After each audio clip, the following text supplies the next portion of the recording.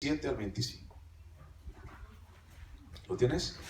Dice: los envió pues Moisés a reconocer la tierra de Canaán, diciéndoles: subid de aquí al Negev y subid al monte, y observad la tierra cómo es, y el pueblo que la habita, si es fuerte o débil, si poco o numeroso. ¿Cómo es la tierra habitada, si es buena o mala? ¿O cómo son las ciudades habitadas, si son campamentos o plazas fortificadas? ¿Y cómo es el terreno, si es fértil o estéril, si en él hay árboles o no? Y esforzaos y tomad el fruto del país. Y era el tiempo de las primeras uvas. Y ellos subieron y reconocieron la tierra desde el desierto de Sin hasta Rehob, entrando en Hamat. Y subieron al Negev y vinieron hasta Hebrón, y allí estaban Aimán, Sesai y Talmai, hijos de Anac. Hebrón fue edificada 7 años antes de Zoán en Egipto, y llegaron hasta el arroyo de Escol, y de allí cortaron un sarmiento con un racimo de uvas, el cual trajeron 2 en un palo, y de las granadas y de los higos. Y se llamó aquel lugar el valle de Escol, y por el racimo que cortaron de allí los hijos de Israel, y volvieron de reconocer la tierra al fin de 40 días. Vamos a orar. Padre, aquí estamos, Señor, nuevamente. Te damos las gracias, te damos a ti, Señor, la gloria, la honra. Señor, confiamos en ti, Dios, creemos en ti con todo nuestro corazón, y sabemos, Dios, que tú harás siempre, Señor. Tú nunca te quedas callado, Señor. Tú siempre, Señor, haces tu voluntad, Señor, de acuerdo a tus propósitos. Y gracias, Señor, por el día de hoy, y gracias por la vida de mis hermanos. Gracias, Señor, porque nos has dado la oportunidad una vez más de estar juntos. Gracias a ti, Señor, en el nombre de Cristo Jesús. Amén. Muy bien, vimos la semana pasada cómo es que Moisés escogió 12 hombres. 12 hombres de los principales, dice la palabra, los principales o príncipes de las tribus, de cada tribu. Un príncipe o un principal o un juez, uno por cada tribu. Y entonces mandaron a 12 hombres que serían espías. Y estos iban a ser espías, iban a ver cómo estaba la tierra, iban a identificar los problemas, las oportunidades, iban a identificar las cosas buenas, las cosas malas que tenía la tierra de Canaán. Ese era el propósito. Entonces tendrían que ir y reconocer la tierra a la cual entrarían. Y entonces hay muchas preguntas que tenemos que decir y también que contestar.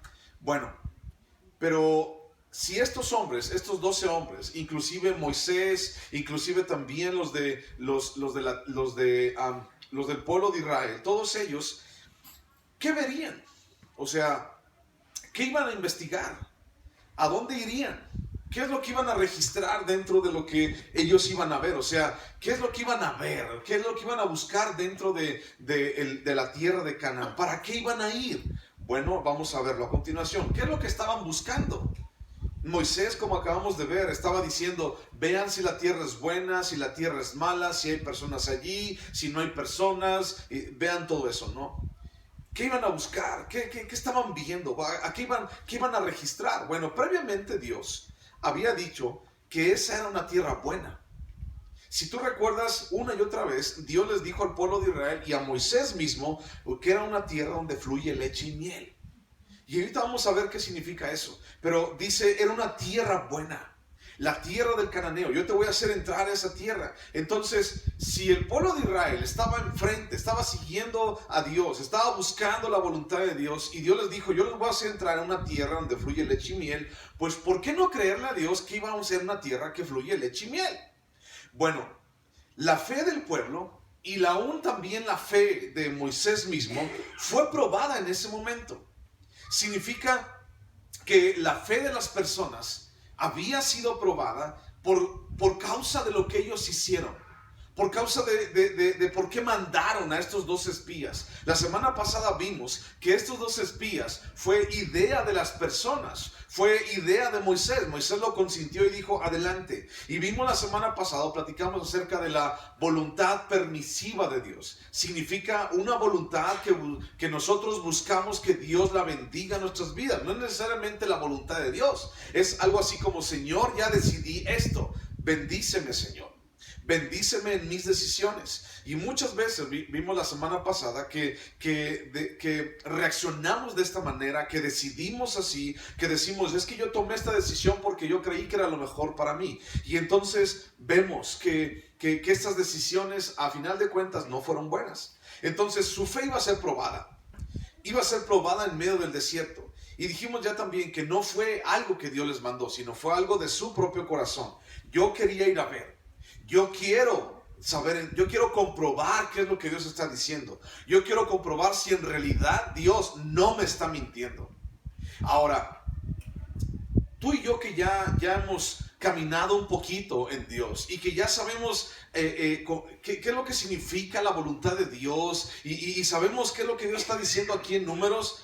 ¿Tú crees que podamos cuestionar la voluntad de Dios? ¿Tú crees que de alguna manera podamos comprobar que lo que Dios dice es real? Es decir, ¿cómo es que estas personas, de qué manera tan osada, tan aventurera, le dijeron a Dios: Señor, yo quiero probar que lo que tú dices es cierto? Muchas veces hemos platicado acerca de confiar en Dios y de decirle: Señor, pues tú tienes, Señor, lo que tú tienes para mí y tú harás, Señor, y permíteme ver, Señor, que tú haces las cosas perfectas y buenas. ¿A quién le estaban creyendo el pueblo de Israel? ¿A quién le estaban creyendo? ¿A quién estaban escuchando? ¿Qué es lo que querían comprobar el pueblo de Israel? ¿De qué manera estaban pasando estas cosas? O sea, ¿qué es lo que ellos querían ver? ¿Qué es lo que ellos querían comprobar? Tal vez cuando decimos le estaban creyendo a alguien más, es algo digno de pensarse. Porque, ¿qué es lo que estaban buscando? ¿Por qué tenían que comprobarle a Dios que lo que Dios estaba diciendo era real? Y entonces, usualmente, los seres humanos no escuchamos instrucciones.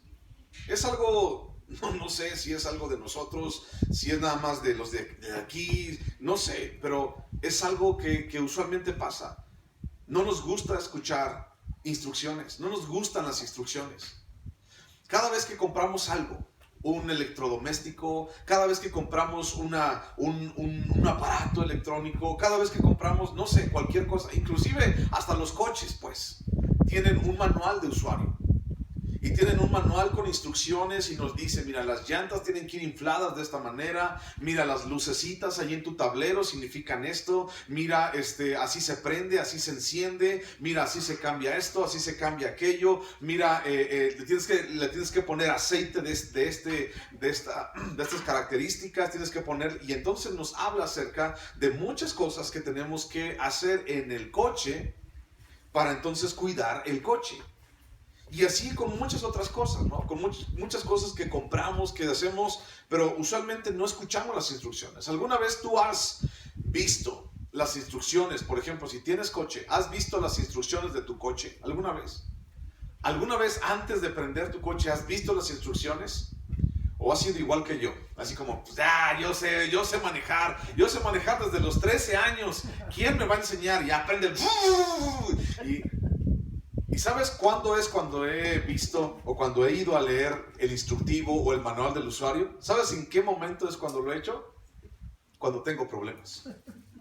Y entonces veo una lucecita, pim, pim, pim. Ah, caray, ¿esa lucecita qué es? Ah, caray, ya no me gustó. Ah, ¿por qué me está diciendo pim, pim, pim, pim? ¿Por qué me dice esto? Y entonces vamos a leer. Ya, estás allí, ¿no? O por ejemplo, mucha gente compra un celular. Y compra un celular y le pone su chip y lo empieza a usar y le empieza a picar y no sé si te ha pasado, pero de repente, ¡pum!, se bloquea y ya no sabes ni qué hacer. ¿Y qué leo? Y vas al manual. Y entonces el manual te dice: no le piques aquí, y hazle así, y hazle así, y pícale así, y entonces ya se desbloqueó, ya está nuevamente listo para ser usado. Entonces usualmente no escuchamos instrucciones, no las escuchamos. Me ha pasado muchas veces. Lo sé que tengo que leer el manual, sé que tengo que leer las instrucciones, pero me ha pasado una y otra vez. No las leo, no las escucho. Y entonces compro algo, a ver, pues ¿cómo se leerá? Yo creo que se le hace así. Y ya aprendió. Ya aprendió, ¿ya ves? Y después de una hora, huele a quemado. ¿Qué pasó? Apágale. Pues ¿qué necesitaba? Necesitaba que le pusieras aceite. ¿Y dónde dice eso? En el instructivo. Usualmente no escuchamos instrucciones, no buscamos leer el manual. Usualmente pensamos que lo que creemos, pensamos que nuestra lógica, pensamos que lo que nosotros decimos que es, así se hará.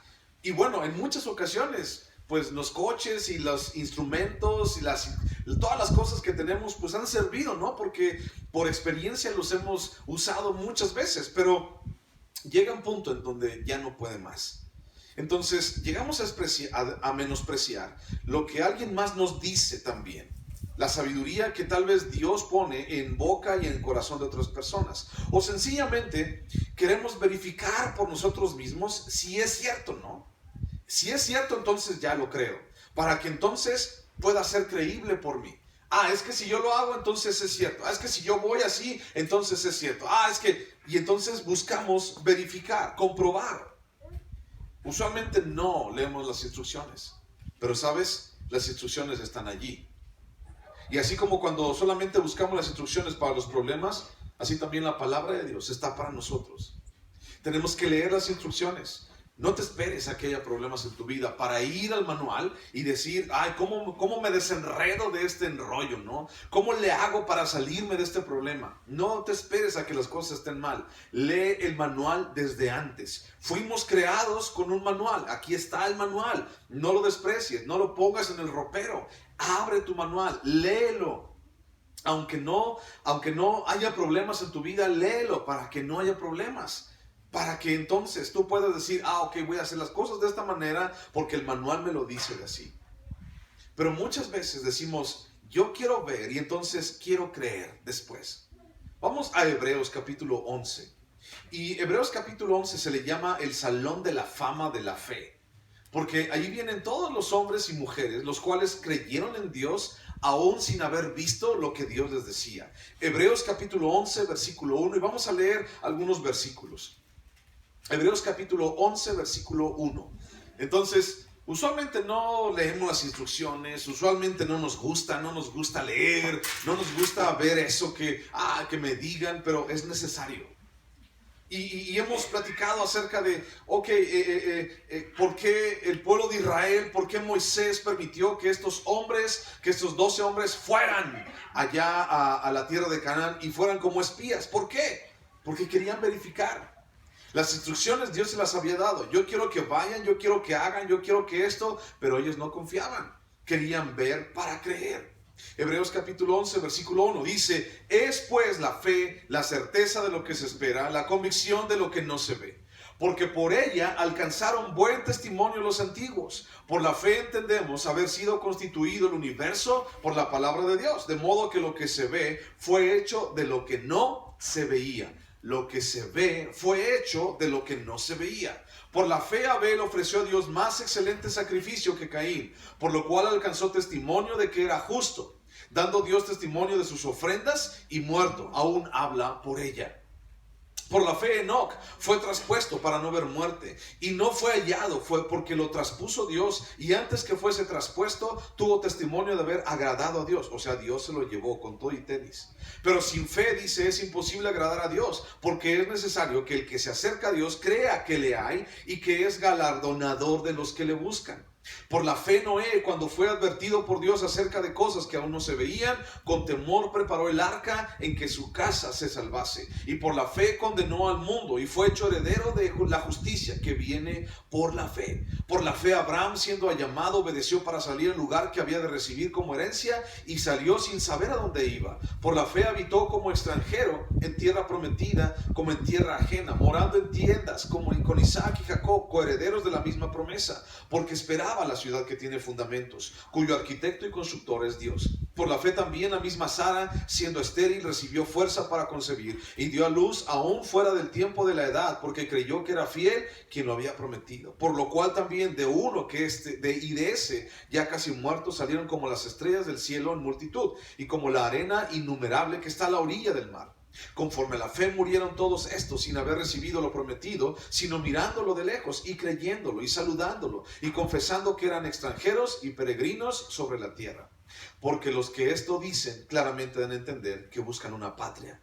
Pues si hubiesen estado pensando en aquella de donde salieron, ciertamente tenían tiempo de volver, pero anhelaban una mejor, esto es, celestial. Por lo cual Dios no se avergüenza de llamarse Dios de ellos, porque les ha preparado una ciudad. Dice, Dios no se avergüenza de llamarse Dios de ellos, porque ellos creyeron. ¿Qué tan difícil es creer? ¿Qué tan difícil es creerle a Dios y decirle, Señor, yo creo en que tú harás? Yo creo, Señor, en que las cosas, Padre Santo, pasan por algo. Yo creo, Señor, en que tú, Dios, no nos haces nada malo a nosotros. Yo creo. El pueblo de Israel estaba caminando hacia la tierra prometida, hacia Canaán. Pero el pueblo de Israel decidió parar y entonces mandar espías y decir, ok, vamos a verificar la tierra, vamos a ver si lo que Dios dice es cierto. Vamos a ver si lo que Dios dice es cierto. La fe de hoy, mi hermano, cuestiona en lugar de creer. Y entonces Dios dice, yo quiero que creas en mí. Y la gente dice, ¿por qué? Yo quiero que vayas allá. Y la gente dice, ¿por qué? Decimos, ¿para qué? Si ya está uno ahí, ¿por qué tengo que ir yo? Si ya mandaste a aquel, ¿por qué me mandas a mí? La fe del día de hoy cuestiona a Dios en lugar de creer en Dios. La fe del día de hoy investiga en lugar de obedecer. Y investigamos queriendo decir, ok, ¿a dónde vamos a ir? Y va a haber dinero, o va a haber esto, o va a haber aquello, o va a haber apoyo, o Dios me va a sustentar, o de qué manera me va a sustentar. Yo quiero saber de qué manera Dios me va a sustentar, porque si no, entonces, ¿para qué le entro? La fe del día de hoy trata de resolver problemas en lugar de esperar. Y entonces al pueblo de Israel solamente tenían que obedecer la palabra de Dios e ir caminando hacia la tierra de Canaán y esperar a que Dios les entregara la tierra. Pero no, quisieron resolver el problema antes. Quisieron ir, quisieron ver, quisieron comprobar si Dios era real. Esta voluntad de Dios en la fe, esta voluntad de Dios, necesitamos callar ante su voluntad en lugar de ir y de hablar. La comprobación de esta voluntad de Dios no se lleva a cabo fuera de la dinámica de vivir la voluntad de Dios. En otras palabras, ¿cómo es que el pueblo de Israel iba a comprobar si realmente la voluntad de Dios, la ordenanza de Dios, el mandamiento de Dios era santo y era real? ¿Cómo es que ellos iban a comprobar que en realidad Dios les iba a entregar la tierra prometida? ¿De qué manera lo iban a comprobar? ¿De qué manera tú y yo podemos comprobar hoy la voluntad de Dios? Solamente la podemos comprobar viviendo la voluntad de Dios. No podemos hacerla de otra manera. ¿Cómo vivimos la voluntad de Dios? Dios dice, da un paso, tenemos que dar el paso. Y entonces comprobaremos si en realidad Dios es veraz o no. Pero si Dios te dice, da un paso, y así como que, no creo que allí está mal, creo que me voy a crear más problemas, creo que no, Señor, creo que esa no es una buena decisión. Cuando tú y yo quisiéramos comprobar la voluntad de Dios, entonces vive la voluntad de Dios. Esa es la dinámica. Vive, cree, adelante, hazlo, ten fe. Tal vez no lo veas, lo acabamos de leer ahorita en Hebreos 11. Tal vez no veas, tal vez digas, es que, ¿y si pasa? ¿Y si no? Tal vez digas, es que a lo mejor eso no es real, a lo mejor. Pero si en realidad lo creyeras, si en realidad dijeras, Señor, yo voy a creer en ti y voy a confiar y voy a dar el paso de fe, Señor. Eso es vivir la voluntad de Dios. La voluntad de Dios no se realiza sino hasta que tú formas parte activa de esa voluntad. Hasta que tú eres parte de esa voluntad. Hasta que tú eres aquel que vive la voluntad de Dios. ¿Cómo lo haré? ¿Qué pasará? ¿Lo lograré? ¿Me alcanzará para hacer esto? ¿Va a funcionar? Todas estas interrogantes son disipadas al vivir la voluntad de Dios, no al cuestionar la voluntad de Dios. Creemos en que Él hará. Señor, ¿cómo lo vas a hacer? Métete, échate un clavado a la voluntad de Dios y te vas a dar cuenta de que Él lo va a hacer. De alguna otra manera, Él lo va a hacer. No entiendo cómo lo vas a hacer, pero yo sé que lo vas a hacer, Señor. Señor, yo no entiendo en qué momento lo vas a hacer, pero yo sé que tú lo vas a hacer. Todas estas interrogantes se disipan, son contestadas cuando decides vivir la voluntad de Dios. no cuestionar la voluntad de Dios.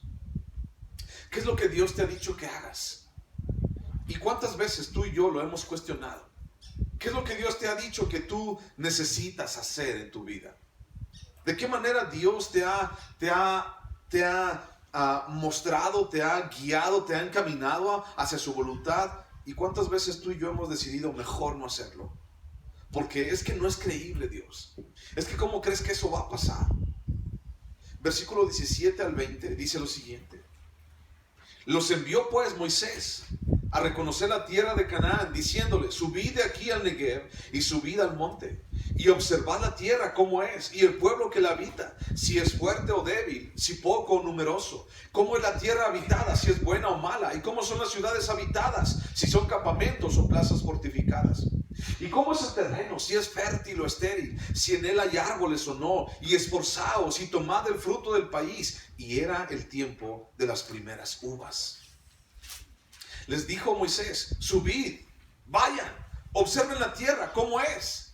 Si es una tierra fértil, árida, estéril, si hay fruto, si no hay fruto. Observen cómo está la tierra. Observen si hay gente allí. Observen si esa gente es amigable o son enemigos. Observen, vean, registren todo y traigan algún fruto para poder comprobar que la tierra es buena. En Génesis capítulo 2, versículo 15. Búscalo por favor. Génesis capítulo 2. Versículo 15. Génesis capítulo 2, versículo 15. Dice, tomó pues Jehová Dios al hombre y lo puso en el huerto de Edén, para que lo labrara y lo guardase.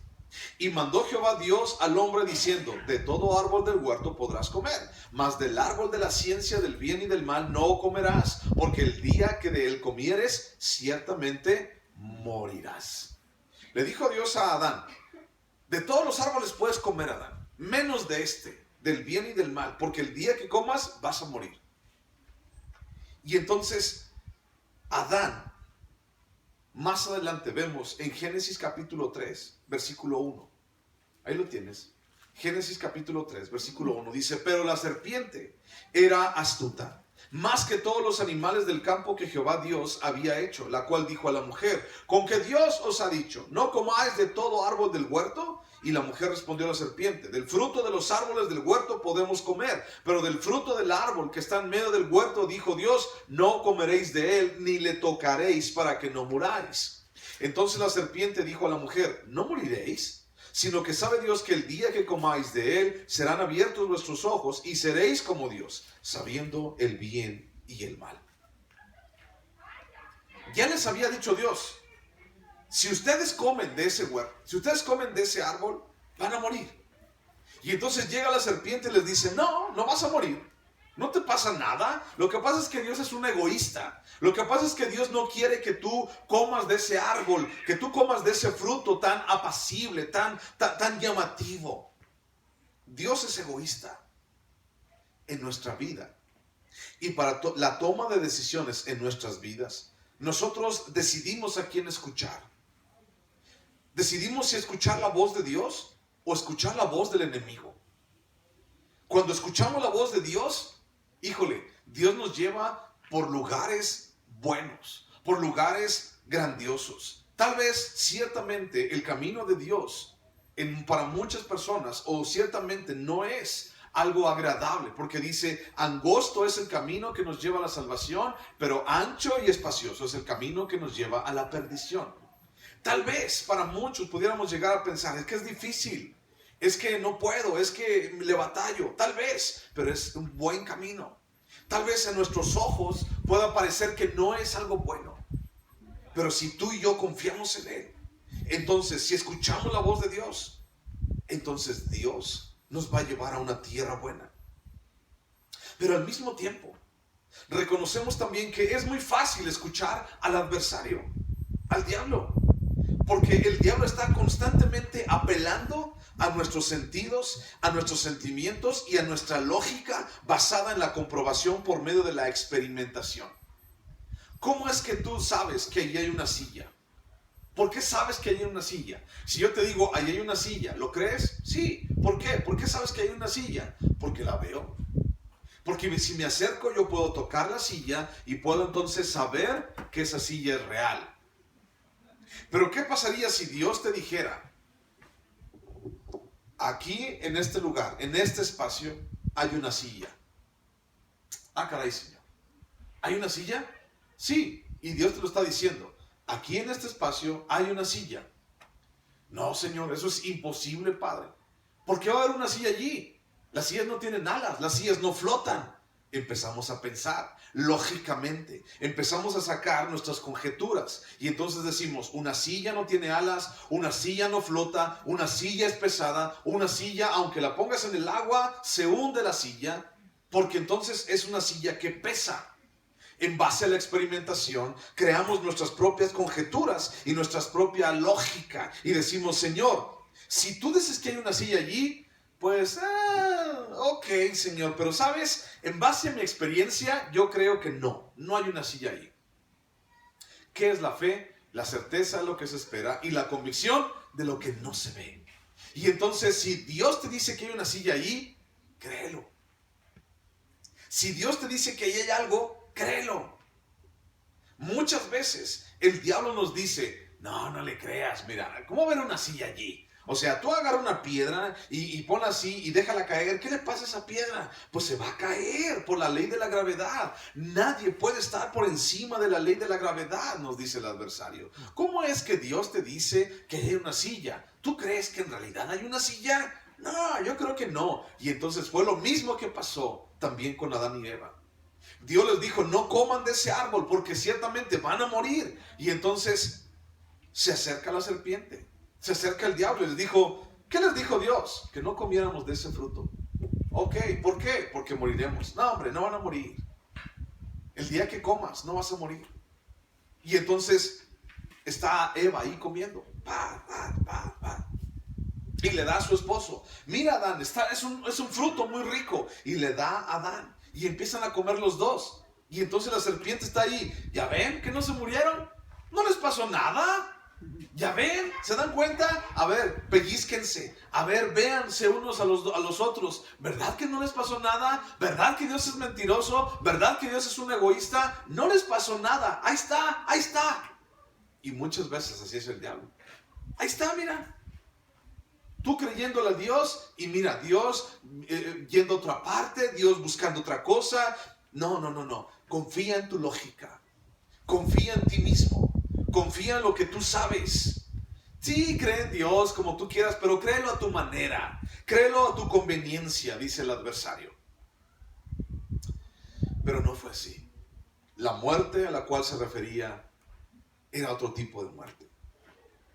Por otro lado, el medio de Dios para hablarnos, para dirigirnos y aún más, el plano en donde Dios se desarrolla su voluntad es un plano espiritual.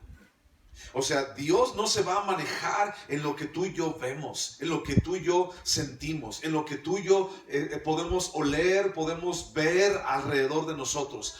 Dios no se va a manejar en eso, Dios se maneja en lo espiritual. Una parte de nosotros, lo espiritual, es algo que no podemos ver, no podemos tocar, pero que es real. Nuestro espíritu es real. O sea, cuando tú y yo vemos nuestro cuerpo, vemos que vivimos, nos vemos tú y yo de cara a cara, nos vemos frente a frente, decimos, ahí está mi hermano, ahí está fulano de tal, y decimos que existe. ¿Por qué? Porque lo veo, porque ya lo acabo de saludar, porque le di un abrazo. Existe, sí, pero también sabemos que existe su espíritu. Y ahí está. Y es a través de nuestro espíritu, a través del ambiente espiritual, del plano espiritual, que Dios se comunica, que Dios habla y que Dios actúa en nuestras vidas. Y es algo que no podemos ver, pero que pasa. ¿Cómo puedes explicar que Dios existe? A esta altura muchos de nosotros ya entendemos que Dios existe. Pero ¿cómo puedes explicarle a la gente que Dios existe? Y entonces le dices a la gente, no sé. Solamente sé que Dios me rescató. No sé cómo lo hizo, no sé de qué manera lo hizo, no sé cómo pasó. Solamente sé que algo siento aquí adentro de mi corazón que antes no sentía. Como un fuego, como algo especial. Yo solamente sé que Dios está haciendo algo aquí y yo le creo. La dirección de Moisés a los espías, regresamos con Moisés y los espías, era una sutil manifestación de incredulidad. Hemos platicado ya mucho de esto, ¿te acuerdas? Cómo es que la insatisfacción nos crea en nosotros incredulidad. Es decir, la insatisfacción es mamá de la incredulidad. Y entonces si tú y yo estamos cosechando insatisfacción, en algún momento vamos a no creerle a Dios. Vamos a decirle, Señor, es que no te creo, es que yo no sé, no entiendo por qué estás haciendo esto. No sé, esto no es así, Señor. Analicemos un poquito las circunstancias. Mira, ¿de dónde viene el pueblo de Israel? ¿Dónde estaba? ¿Qué estaba haciendo en Egipto? Estaba en Egipto y el pueblo de Israel era ¿qué? Cautivo y eran esclavos, ¿ok? Dios los sacó de Egipto y los llevó al desierto. Ahora, ¿en dónde están ahora físicamente hablando? Están en medio de un desierto, ¿de acuerdo? Realmente, cuando Dios dijo, les voy a hacer entrar a una tierra donde fluye leche y miel, realmente dudaban de que fuera una buena tierra, de que fuera una tierra rica. Realmente importaba si el pueblo de esa tierra era fuerte o eran muchos o si vivían en plazas fortificadas. ¿Realmente importaba? No importaba. O sea, cualquier cosa en donde ellos estuvieran era mejor que el desierto. Cualquier lugar a donde ellos fueran, que Dios los enviara, era mejor que el desierto, era mejor que en Egipto. En Egipto eran esclavos. En el desierto estaban batallando, pero cualquier lugar era mejor que ese lugar. ¿Cómo podían dudar ellos si realmente era una buena tierra? ¿Para qué querían saber esto? Pero Moisés, tal vez le pareció razonable la decisión después de experimentar el juicio de Dios sobre el pueblo. ¿Recuerdan las codornices? Las codornices significaban codicia, significaban ambición, y entonces Dios dijo, todos ustedes van a morir, y entonces trajo juicio sobre el campamento de Israel. Y entonces tal vez Moisés estaba pensando, es que como el pueblo está dudando y como el pueblo está murmurando demasiado, vamos a hacer que se callen, vamos a hacer que el pueblo ya no confíe, que el pueblo confíe más en Dios, que el pueblo ya deje de pensar en si le va a ir mal o no le va a ir mal. Y entonces vamos a saciar la curiosidad del pueblo. Tal vez muchos dijeron, ¿a dónde nos llevas, Moisés? ¿Qué es lo que pretendes, Moisés? ¿Para dónde vamos a ir, Moisés? Tú sabes, Moisés, de dónde salimos. Tú sabes, Moisés. Tal vez mucha gente estaba así. Y entonces Moisés dijo, ok, vayan, para que satisfagan su curiosidad. Pero el pueblo tenía que ser instruido en cómo creer a Dios, cómo creer en las palabras de Dios en medio del desierto. ¿Qué te creemos, Señor? Eso era lo que la gente tenía que escuchar, lo que la gente tenía que decir. Te creemos, Señor, y vamos a ir. ¿Para qué era necesario ir a verificar si era una buena tierra? Dios ya les había dicho cómo era la tierra. Mira, busca Éxodo capítulo 3, versículo 8. Éxodo 3, 8.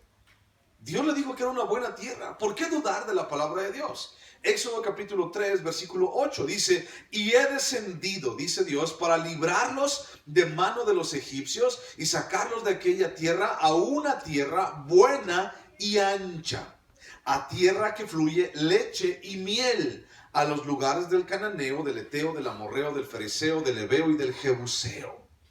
A una tierra ancha y buena, donde fluye leche y miel. Dios les dijo esto, ahí mismo en Éxodo capítulo 13, por favor. Éxodo capítulo 13, versículo 5, dice, y cuando Jehová te hubiere metido en la tierra del cananeo, del eteo, del amorreo, del heveo y del jebuseo, la cual juró a tus padres que te daría, tierra que destila leche y miel, harás esta celebración en este mes. Dios les está nuevamente corroborando, les está comprobando que los va a mandar a una tierra donde fluye leche y miel. Leche y miel. Es una tierra, es una frase que muchas veces recordamos acerca de la tierra de Canaán. Los voy a hacer entrar a la tierra donde fluye leche y miel. ¿Qué significa leche y miel? ¿Qué significa que una tierra tuviera leche y miel? Destilara leche y miel. Bueno, esto es una metáfora de la fertilidad de la tierra de Canaán. Es decir, es como si les estuviera diciendo, así va a ser de fértil la tierra donde yo los voy a hacer entrar. ¿Por qué decimos o por qué hablamos de tierra donde fluye leche y miel? Bueno, primero, a ver, leche. Para que haya leche, entonces tiene que haber ganado, ¿cierto? Ovejas, cabras, vacas. Para que haya leche tiene que haber ganado. Y entonces para que haya mucha leche, para que haya abundante, la tierra donde fluye leche y miel, tiene que haber mucho ganado. Tiene que haber muchas ovejas o muchas vacas. Y para que haya muchas ovejas o muchas vacas, tiene que haber muchos lugares de buenos pastos.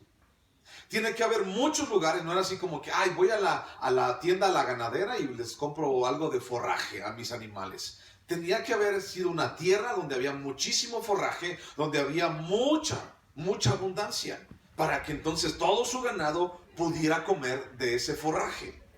Pero para que hubiera forraje, al mismo tiempo, tendría que haber pastos.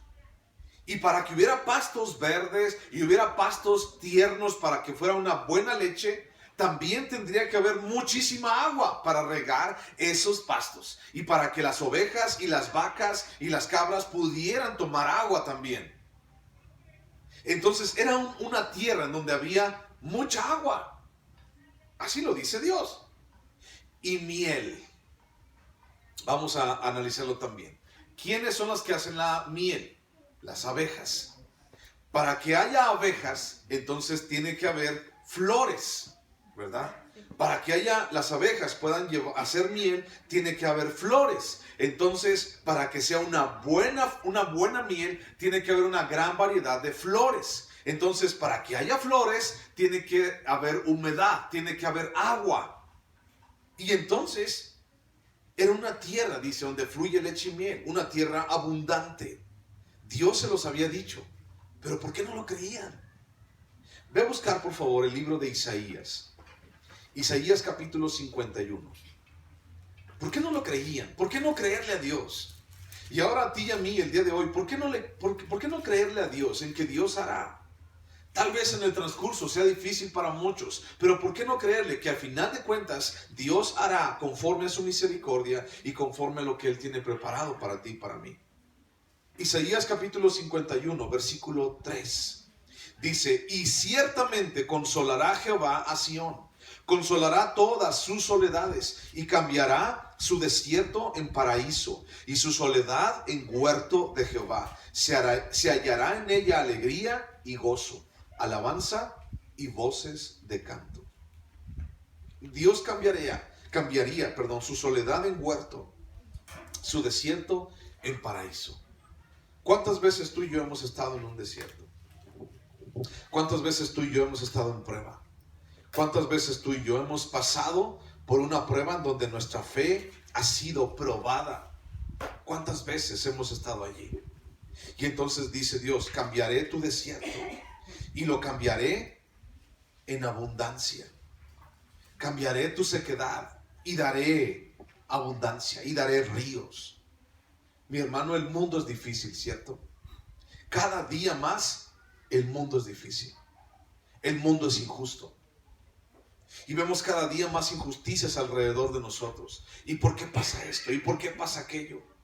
Y también sabemos que el fin de la carne es siniestro, es muerte. Y al final todo es destrucción para la carne y lo que vemos. Sin embargo, y por encima de todo esto, confiamos en lo que Dios dice y creemos en lo que Dios dice. ¿Qué dice Romanos capítulo 4, versículo 17? Búscalo, por favor. Romanos capítulo 4, versículo 17. Romanos capítulo 4, versículo 17.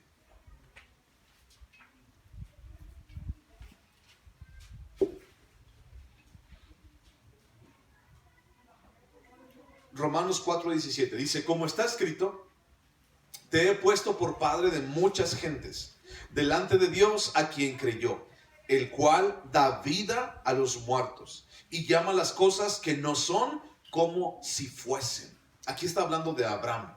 Uno, dice la palabra, uno que estaba ya casi muerto. O sea, como decimos, ya estaba más para allá que para acá, Abraham. Abraham ya estaba más cerquita del hoyo. Ya lo iban a enterrar a Abraham. Y entonces Dios le da una promesa. Y Dios de uno que estaba como ya muerto saca vida. Y entonces las estrellas del cielo fueron como la descendencia de Abraham. Pero fue porque creyó. Y le fue contado por justicia.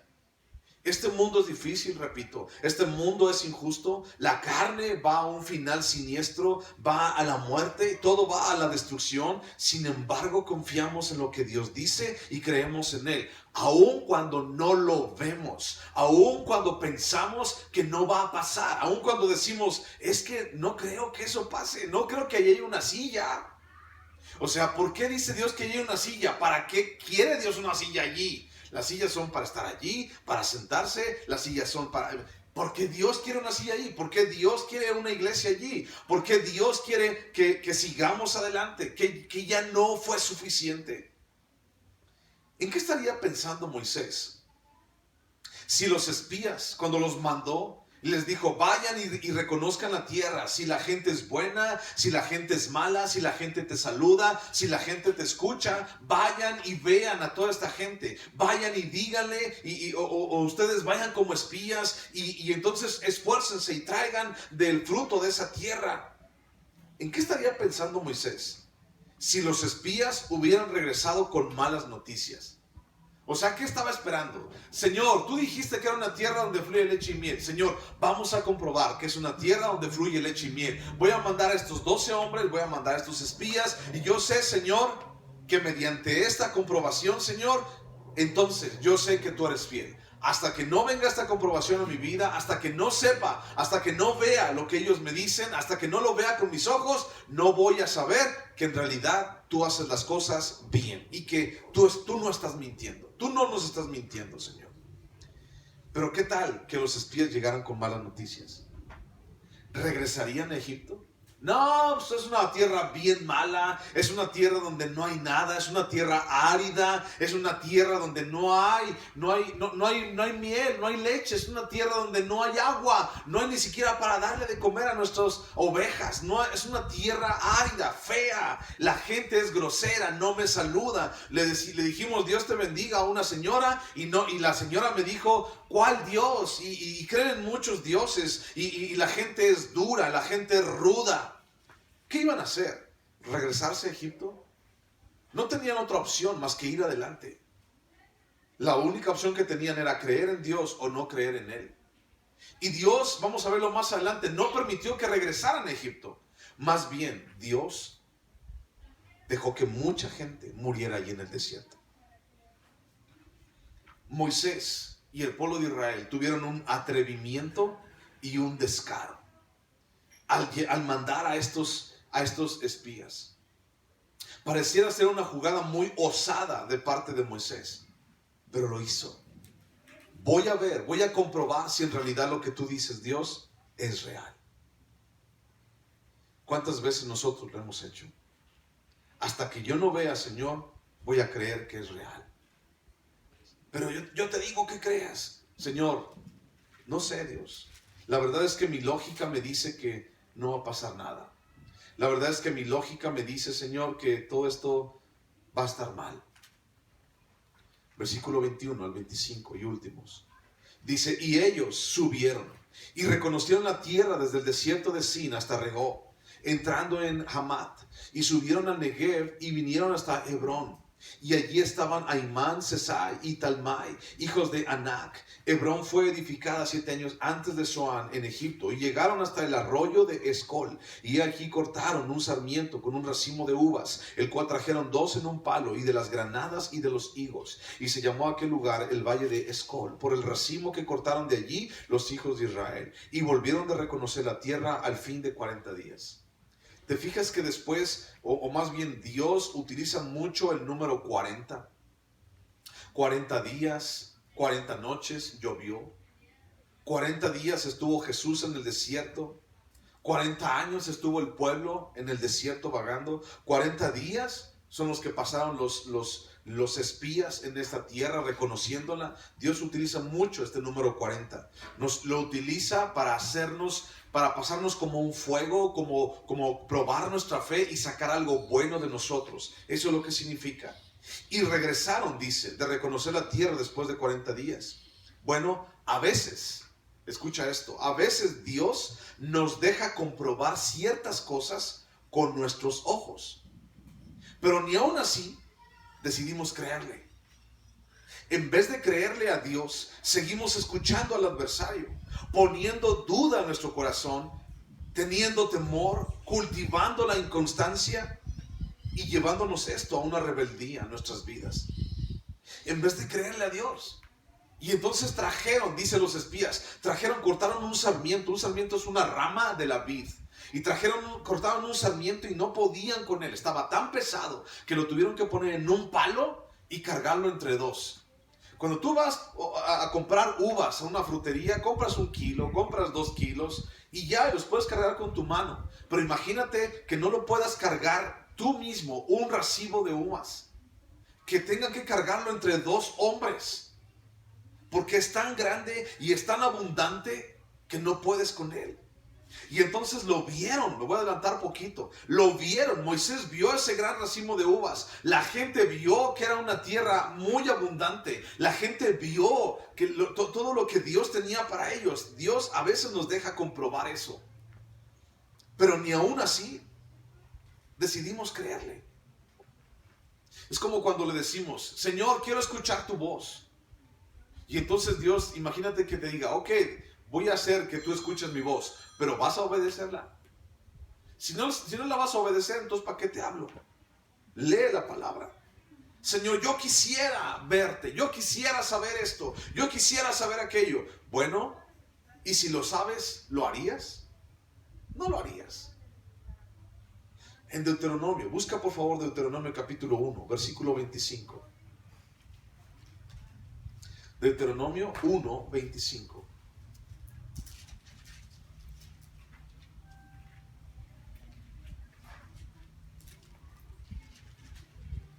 Deuteronomio 1:25 dice, y tomaron en sus manos del fruto del país y nos lo trajeron, dice Moisés, y nos dieron cuenta y dijeron, es buena la tierra que Jehová nuestro Dios nos da. Es buena, dice. Sin embargo, no quisisteis subir.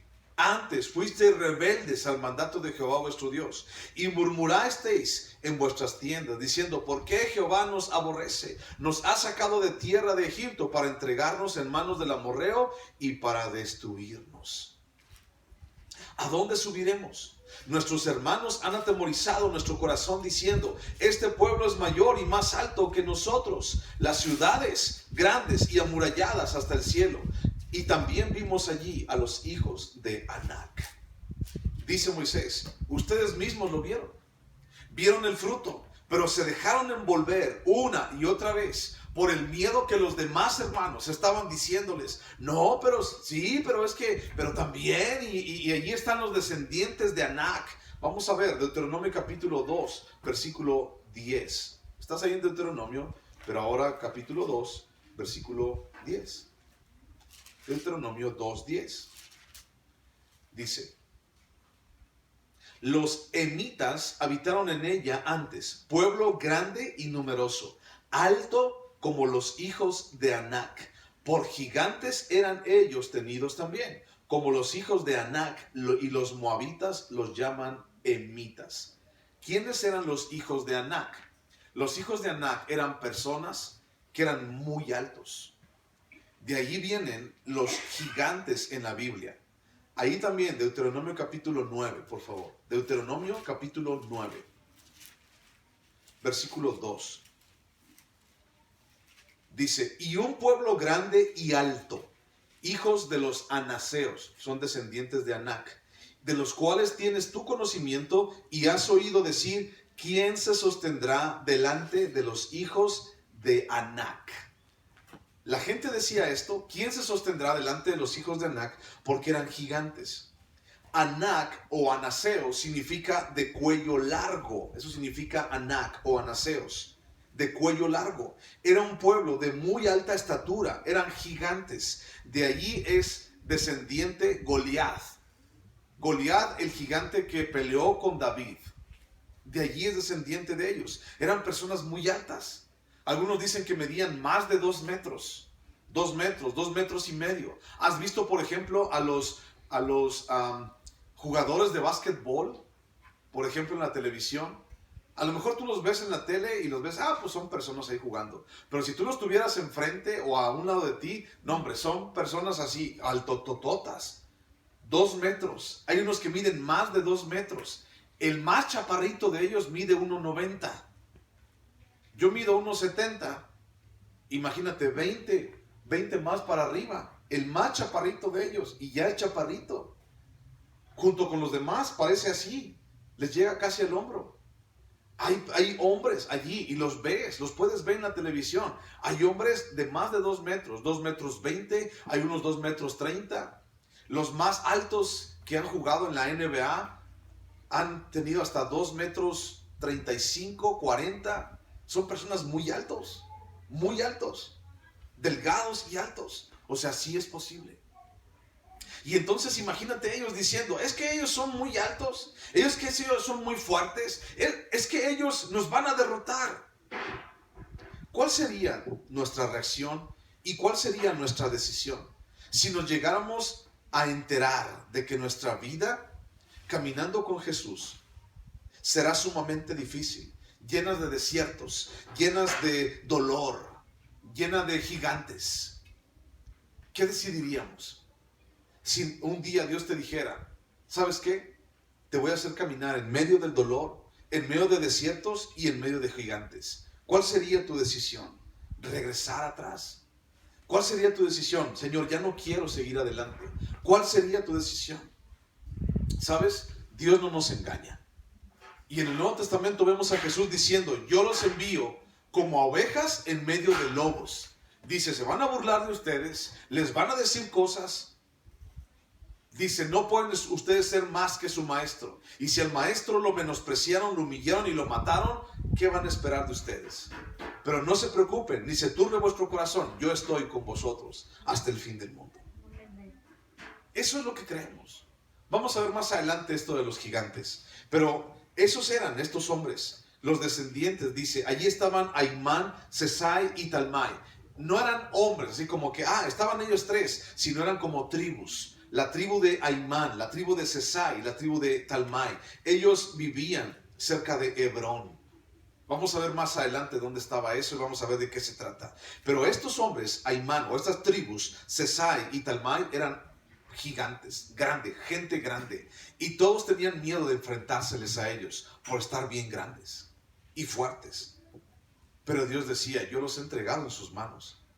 Así como David un día mató a Goliat, así también Dios les estaba diciendo a estos hombres, al pueblo de Israel, vayan a la tierra, yo les voy a entregar a estos gigantes.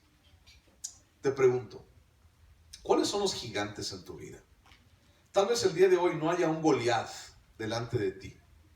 Tal vez no haya un hombre más grande que tú o difícil con el cual tengas que luchar, pero sí tenemos problemas. Y sí tenemos situaciones las cuales pareciera ser que son muy difíciles de vencer. ¿Cuáles son tus gigantes? Y si hay gigantes frente a ti, ¿en quién estás confiando? Y cuando Dios te dice, síguele adelante, yo voy a estar contigo, ¿a quién le crees? Vamos a ver la siguiente semana que entre ellos mismos se metieron miedo. Que entre ellos mismos decían, no vamos a poder. No, es que es esto bien difícil. No, es que nos van a aplastar. Vamos a ver eso la siguiente semana. Pero delante de ti piensa, ¿cuáles son tus gigantes? ¿Y qué necesitas vencer? ¿Y realmente son tan grandes como dices que son?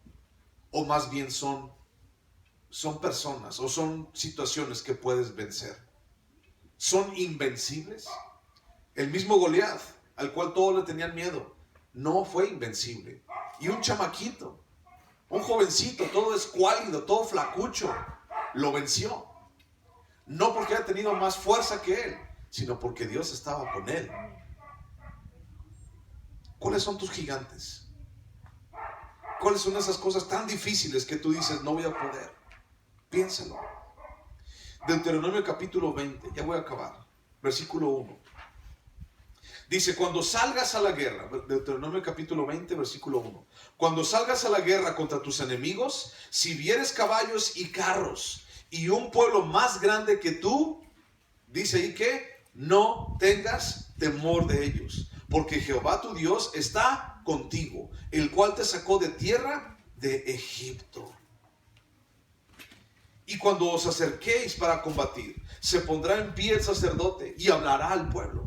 Y les dirá: oye Israel, vosotros os juntáis hoy en batalla contra vuestros enemigos. No desmaye vuestro corazón, ni temáis, ni os azoréis, ni tampoco os desalentéis delante de ellos, porque Jehová vuestro Dios va con vosotros para pelear por vosotros contra vuestros enemigos, para salvaros. Dios está contigo. No importa qué tan grande sea tu gigante, no importa qué tan grande sea el problema que tengas enfrente, Dios está contigo y no te ha dejado y no te va a dejar nunca. ¿Por qué queremos seguir comprobando eso? Y Dios dice: yo te voy a hacer entrar a una tierra donde fluye leche y miel. ¿Por qué queremos comprobarlo? Y en vez de comprobarlo y cuestionarlo y decirle y investigar, ¿por qué no creerle? ¿Por qué no decir: Señor, sí, yo te creo? Sí, Señor, yo sé que tú nos vas a ayudar. Sí, Señor, yo voy a ir delante de esto. Yo voy a decidir por ti, Señor. Ya no tengo más para dónde ir. No puedo irme para atrás, Señor. No puedo regresar a Egipto. Yo quiero ir contigo. Yo quiero ir, Señor. Va a haber gigantes, va a haber dolor, va a haber desiertos. No me importa. Si tú estás conmigo, ¿qué me importa lo demás? Segundo de Crónicas. Segundo libro de Crónicas, por favor. Segundo libro de Crónicas, capítulo 32. Segundo de Crónicas, capítulo 32. Un hombre llamado Sennacherib se puso alrededor de Jerusalén y quería destruir a todo el pueblo, a toda la nación de Judá.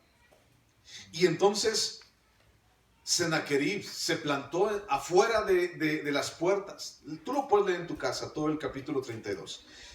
Sennacherib, un capitán, un hombre con muchos caballos de guerra, con mucha fuerza en la guerra, se puso a las puertas de la ciudad, dice, y les empezó a decir a todos: entréguense, todos ustedes, pueblo de Israel, Jerusalén, entréguense, porque el día de hoy yo los voy a tomar en mis manos. Entréguense por las buenas y no los voy a matar. Entréguense, porque entonces se van a dar cuenta de que hay un rey sobre toda la tierra y se llama Sennacherib. Y entonces en aquel entonces estaba un rey llamado Ezequías en Judá. Y una de las cosas que Ezequías hacía era que confiaba en Dios con todo su corazón y sus fuerzas. Ezequías creía en lo que Dios haría. Ezequías creía en lo que Dios iba a hacer en su pueblo. Y Ezequías tenía temor de Dios y confiaba en Dios. Segundo de Crónicas, capítulo 32, versículo 7. Y dijo Ezequías a todo su pueblo: esforzaos, le dice a su pueblo, animaos, no temáis, ni tengas miedo del rey de Asiria, ni de toda la multitud que con él viene, porque más hay con nosotros que con él. Con él está el brazo de carne, mas con nosotros está Jehová nuestro Dios para ayudarnos y pelear nuestras batallas. Y el pueblo tuvo confianza en las palabras de Ezequías, rey de Judá. Ezequías confiaba en Dios y decía: no se preocupen, Dios está con nosotros. A ellos solamente la fuerza que les alcanza es brazo de carne. ¿Qué significa eso? Solamente fuerzas de ser humano. Dice: pero con nosotros hay más. Hay más con nosotros. ¿A quién se estaba refiriendo? A Dios y a sus ángeles. Más adelantito, Sennacherib, versículo 10, escuchó esto y les dijo: así ha dicho Sennacherib, rey de los asirios: ¿en quién confiáis vosotros al resistir el sitio en Jerusalén? No os engañe Ezequías para entregaros a muerte, a hambre, a sed, al decir: Jehová nuestro Dios nos librará de la mano del rey de Asiria. ¿No es Ezequías el mismo que ha quitado sus lugares altos y sus altares, y ha dicho a Judá y a Jerusalén: delante de este solo altar adoraréis, y sobre él quemaréis incienso? ¿No habéis sabido lo que yo y mis padres hemos hecho a todos los pueblos de la tierra? ¿Pudieron sus dioses de las naciones de esas tierras librar su tierra de mi mano? ¿Qué Dios hubo entre entre todos los dioses de aquellas naciones que destruyeron mis padres, que pudiese salvar a su pueblo de mis manos, ¿cómo podrá vuestro Dios libraros de mi mano? Ahora pues no os engañe Ezequías, ni os persuada de ese modo, ni le creáis que ningún Dios de todas aquellas naciones y reinos pudo librar a su pueblo de mis manos y de las manos de mis padres, cuanto menos vuestro Dios os podrá librar de mi mano. Eso es lo que se atrevió a decir Sennacherib. Y le dijo: Rey Ezequías, ¿tú en quién confías? Confío en el Dios de los ejércitos. Jehová de los ejércitos es mi Dios. Ni tu Dios, ni cualquiera que te saques de la manga, Rey Ezequías, te va a poder librar de nuestras manos. Fíjate para atrás, todas aquellas naciones que hemos conquistado, ellos también confiaron en sus dioses, ellos también confiaron en sus estatuitas, ellos también confiaron en sus piedras pintadas, ellos también confiaron en sus imágenes. Y mira lo que son el día de hoy, Rey Ezequías. No confundas a la gente, no les digas cosas buenas que van a vencer, no les animes. Su Dios no los va a librar, porque si no libró a aquellos, ¿cómo los va a librar sus Dios a ustedes? ¿Tú crees que eso era cierto? De ninguna manera fue cierto. Los dioses de las demás naciones son piedras inútiles pintadas. El Dios de Israel es el Dios, el creador del universo. Y entonces, si tú sigues leyendo, Dios envió un ángel y los destruyó a todos. Un solo ángel para todo el ejército de Sennacherib. Pon ahí una división en Crónicas y léelo en tu casa, todo el capítulo 32. Dios está de tu parte. No hay gigante que se pueda enfrentar a Dios, no a ti, a Dios. No hay persona, no hay pueblo, no hay ejército que pueda vencer a Dios. Pero el asunto no es si en realidad lo vencen o no, el asunto es: ¿lo crees? ¿Tú le crees a Dios? ¿Tú crees que Dios puede librarte? ¿Tú crees que Dios puede ayudarte? ¿Cuál es tu decisión en este día? Dios está allí. ¿Qué vas a decidir? Vamos a orar. Vamos a dejarle hasta ahí y vamos a orar.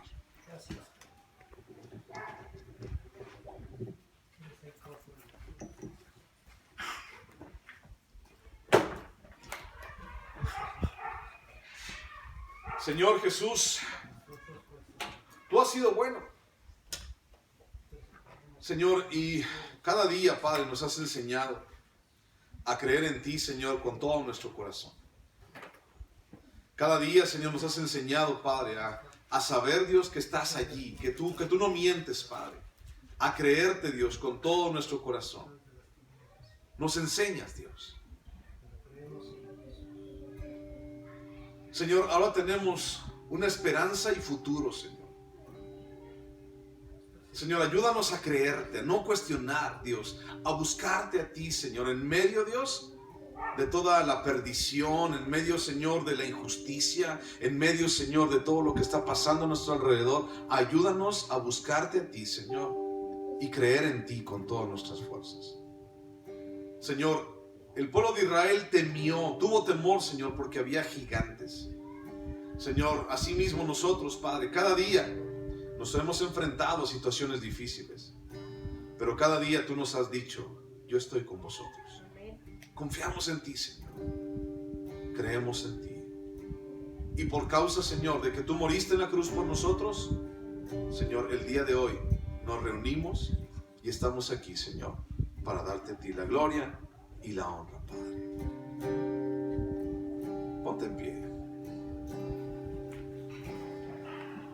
Voy a invitarte a que pases y tomes el pan y tomes el jugo de uva también.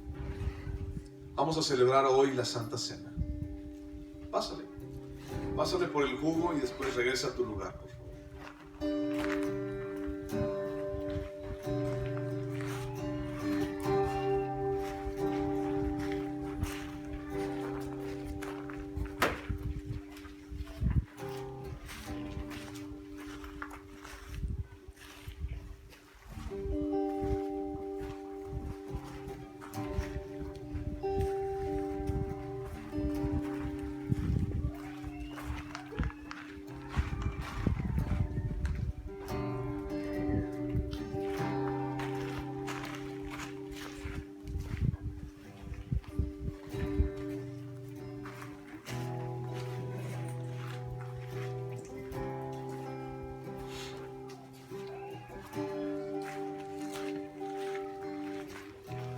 nuestros corazones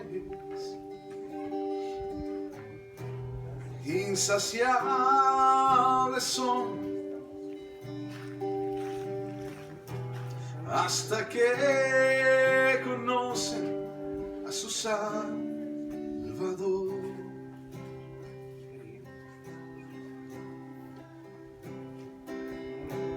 Tal y como somos, nos amó.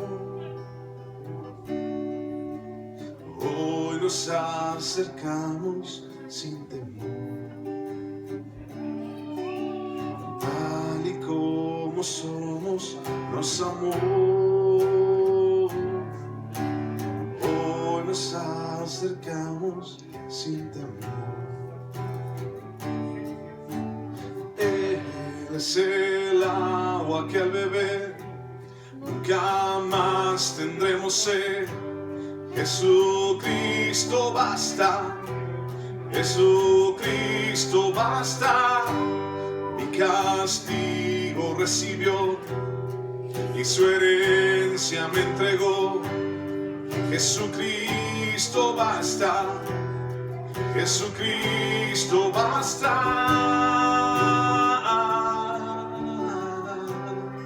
Jesucristo basta.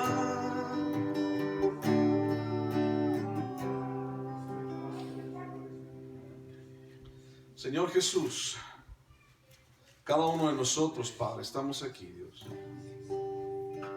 porque hemos recibido, Señor, salvación, vida, esperanza y una vida nueva, Señor. Confiamos en ti, Jesús, porque yo recibí del Señor lo que también os he enseñado, que el Señor Jesús, la noche que fue entregado, tomó pan y habiendo dado gracias, lo partió y dijo: tomad, comed, esto es mi cuerpo, que por vosotros es partido. Haced esto en memoria de mí. Vamos a tomar el pan.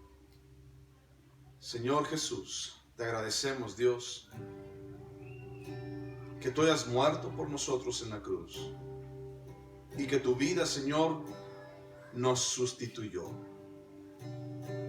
Confiamos, Dios, en tu sacrificio y creemos, Señor, en que tú nos libras y nos librarás del fuego eterno, Dios. Por eso confiamos en ti. Por eso estamos aquí, Dios. En el nombre de Cristo, Padre.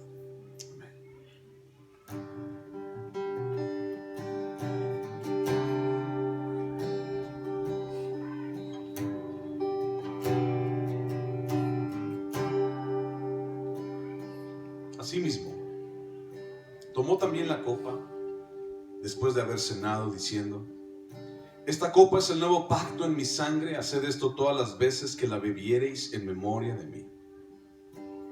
Así pues, todas las veces que comiereis este pan y bebiereis esta copa, la muerte del Señor anunciáis hasta que Él venga.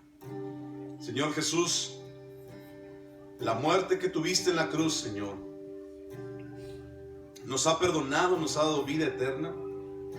Pero aún, Señor, la resurrección, Señor, que tú hiciste, Padre, que dejaste la tumba vacía, Señor, nos da esperanza, Señor, y algún día poder verte.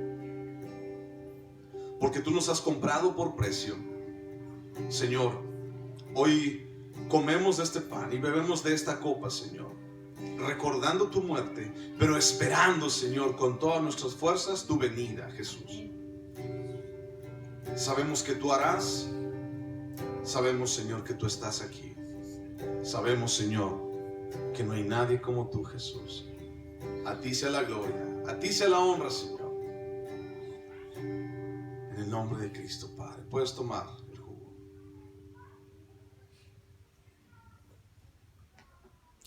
Él es el agua que al beber nunca más tendremos sed. Jesucristo basta, Jesucristo basta.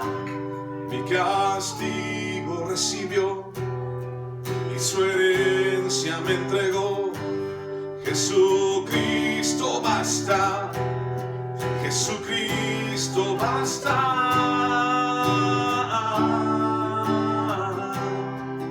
Jesucristo basta.